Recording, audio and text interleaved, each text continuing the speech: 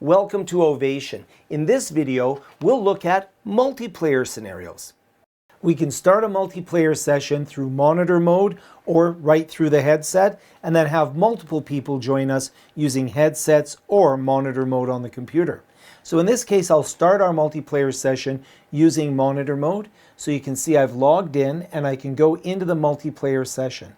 I'll be able to request a new multiplayer session, and then I'll be asked to invite different users into this session. Now, if I've invited users previously, they'll be in a list of remembered users, and that makes things easier. I can just select them from the list, or I can put in their username and they'll receive an invitation. Now, I also have the ability to choose how they're going to participate, whether they're going to be a spectator, a coach, or someone that's co-presenting with me. So here you can see that I have the meeting set up, and if I go to saved usernames, I have a user that I've interacted with before, and they'll receive an invitation. So now I'm waiting to see if they'll accept the invitation. So let's put on the headset and accept the invitation.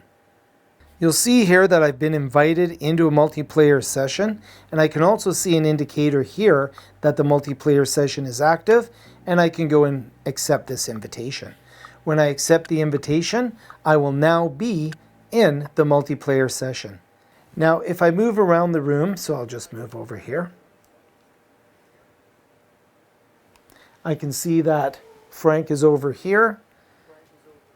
I have my entire menu for any scenario that I'd like. If Frank is going to present, I could even go in and take a seat.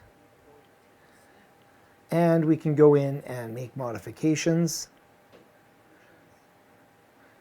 as to whether I'm a speaker, coach, or spectator. I'll go ahead and become a spectator. And now we'll listen to Frank and his speech. This is a great example of how I can use multiplayer sessions.